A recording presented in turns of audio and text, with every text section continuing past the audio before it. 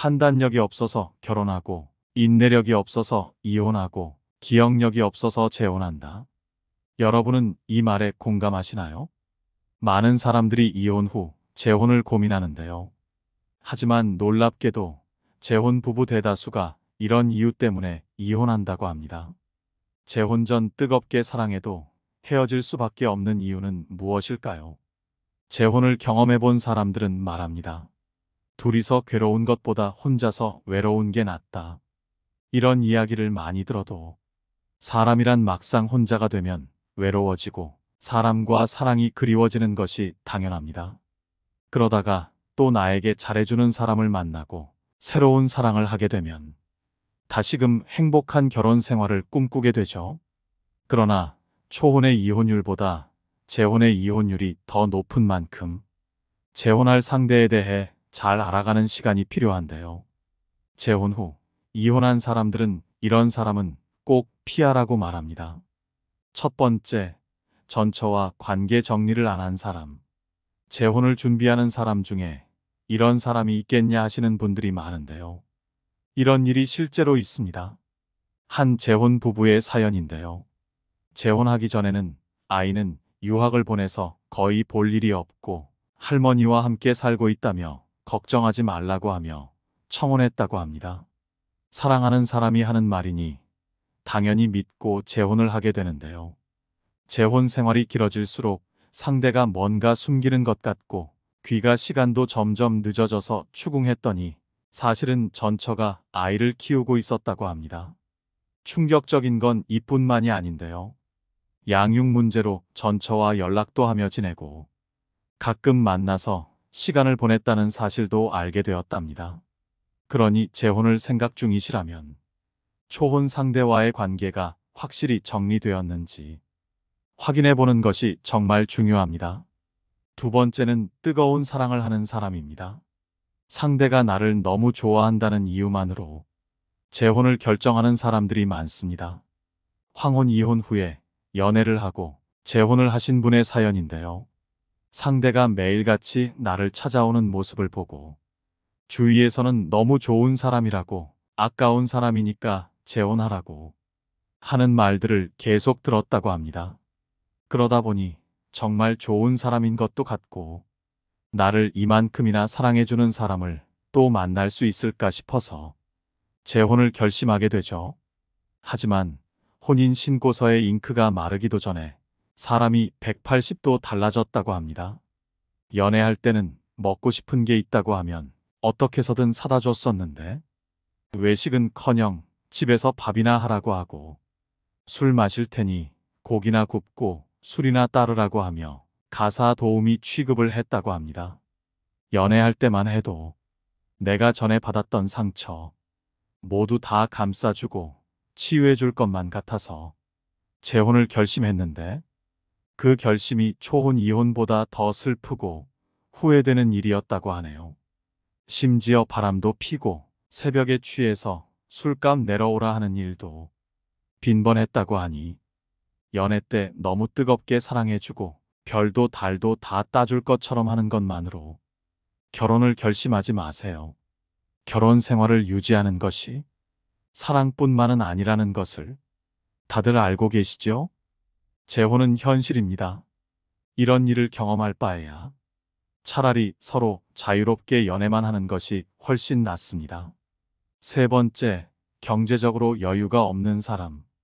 재혼을 원하는 사람들이 재혼 상대를 볼 때 가장 먼저 보는 것으로 외모보다는 경제적인 능력을 본다고 답했습니다. 현실적으로 중년 이후에 사랑만으로 결혼 생활이 가능한가요?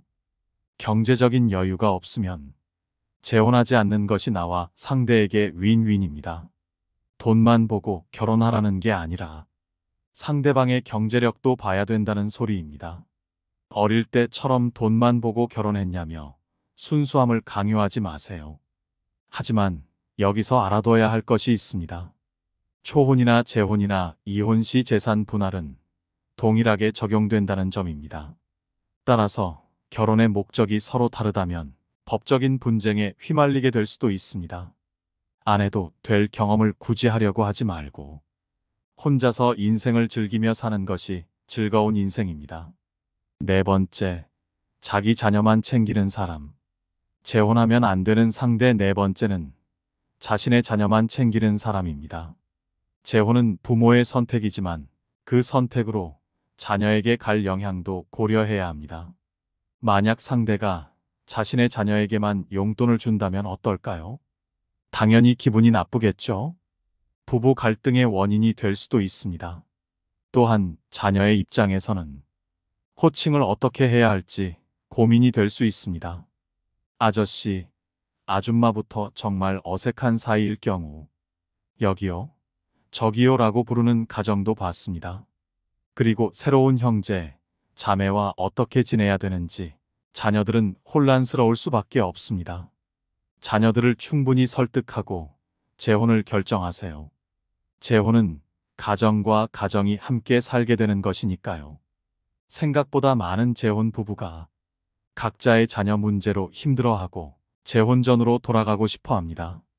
그래서 다들 재혼보다 혼자 살면서 편하게 하는 연애가 낫다고 하는 것입니다. 앞으로는 혼자 있는 시간을 외롭다고 느끼지 마세요. 외로움은 혼자라고 느끼는 고독한 감정입니다. 우리는 사람들과 멀어지고 연락이 뜸해질수록 외로움을 느끼는데요. 사실 그럴 필요가 없습니다. 외로움을 느낀다는 것은 나를 똑바로 마주할 시간을 얻은 것이기 때문입니다. 가장 중요한 것은 바깥으로 향한 관심을 거두는 일입니다. 술을 마시거나 사람들과 어울리면서 허전한 마음을 채우려고 해도 잠깐일 뿐, 만남 후에는 더 큰 공허함과 쓸쓸함이 찾아옵니다. 따라서 이혼 후 혼자 있을 때는 힘들어하지 말고 나만의 시간을 갖는 거라고 생각해 보세요. 이 시간을 통해 현재의 나를 똑바로 바라볼 수 있고 미래에 대해 깊게 고민할 수도 있습니다. 사회적인 분위기 때문에 많은 사람이 고독이나 외톨이 같은 말에 부정적인 감정을 느끼게 됩니다. 하지만 사실 고독은 비참하지 않습니다. 요즘에서야 혼밥 문화도 생기고 혼자 사는 문화에 대해 긍정적인 시선도 많이 생겨났지만 예전에만 해도 점심시간에 혼자서 밥을 못 먹는 사람이 참 많았습니다. 누군가가 나를 친구도 없는 사람으로 볼까봐 그것이 두려웠던 것입니다.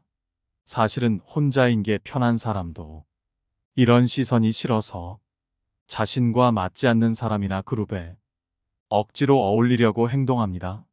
나의 진짜 모습을 드러내지 못하고 주변에 맞추면서 살면 어떻게 될까요? 정신적으로 점점 힘들어지게 됩니다. 그러므로 늘 자신에게 중심을 두고 살아야 합니다. 혼자 있어도 강한 사람이 되어야 한다는 말입니다. 혼자서도 강한 사람이 되는 방법은 무엇일까요? 첫 번째, 있는 그대로의 나를 인정하세요. 내 모습을 있는 그대로 바라본 적이 있나요? 혼자서 성찰하는 시간을 통해 자신의 장단점을 파악해 보세요. 의외로 많은 사람들이 자신이 원하는 것이 무엇인지 알지 못합니다. 나 자신을 알게 될수록 삶에 긍정적인 영향을 미치게 됩니다. 행복해진다는 것은 사실 간단합니다. 내 모습을 찾고 있는 그대로의 나도 괜찮다는 확신을 갖게 되면 자신감도 점점 생겨나게 되고 빛나는 사람이 될 수 있습니다. 두 번째, 나답게 살자. 세상에 나를 대신할 수 있는 사람은 없습니다. 하지만 외로움을 잘 느끼는 사람은 이런 사실을 잘 알지 못하고 고독이란 감정을 공포로 느낍니다. 그 결과 타인에게 잘 보이려고 자신을 억누르고 진짜 자신의 모습을 잊게 되는 것이죠. 나답게 살지 못한다는 것은 다시 말해서 주체성과 개성이 없다는 말과 같습니다. 그동안 남의 눈치를 보며 고통스러웠다면 앞으로는 나답게 살아보세요. 나의 개성을 알아주고 나의 매력을 알아주는 사람이 분명 있을 겁니다. 용기를 내면 편안해질 수 있습니다. 나의 약한 부분까지 나의 모습 중 하나입니다. 스스로를 긍정하고 표현하게 되면 약한 부분을 개선할 수 있는 힘도 생깁니다. 또한 타인의 시선을 신경 쓰는 습관에서도 벗어날 수 있습니다. 중년 이후의 삶도 길답니다. 용기를 한번 내보세요. 이혼도 재혼도 결국 내 인생이 행복해지기 위해서 하는 것 아니겠습니까? 좋아하는 사람이 생겨도 연락하고 싶을 때 연락하고 보고 싶을 때 만나서 데이트도 하며 편하고 자유롭게 연애해 보세요. 이미 이혼을 경험한 많은 사람들이 혼자가 되고 나서 더 행복해졌다고들 말합니다. 물론 이혼 직후 힘든 감정이 드는 것은 자연스러운 일이겠죠. 하지만 이러한 감정도 있는 그대로 받아들이려는 용기가 필요합니다. 고통을 마주하는 데는 용기가 필요합니다. 바라보면 아프기 때문입니다. 고통스러운 감정을 회피하기 위해 홧김에 폭식을 하거나 별 감정이 없는 이성을 만나기도 합니다. 상처는 가린다고 해서 없어지는 것이 아닙니다. 바닥을 치고 올라오는 사람은 강해집니다. 변화하게 됩니다. 그 변화는 행동을 통해 나오게 되며 그것이 여러분의 매력이 될 것입니다. 굳이 불행을 복습할 필요는 없습니다. 경험이란 제일 차가운 조언이기 때문입니다. 반평생을 가족들과 울고 웃으며 살았다면 이제는 온전히 여러분을 위해서 사는 시간을 가져보세요. 여러분의 인생에 행복만이 가득하길 바라겠습니다.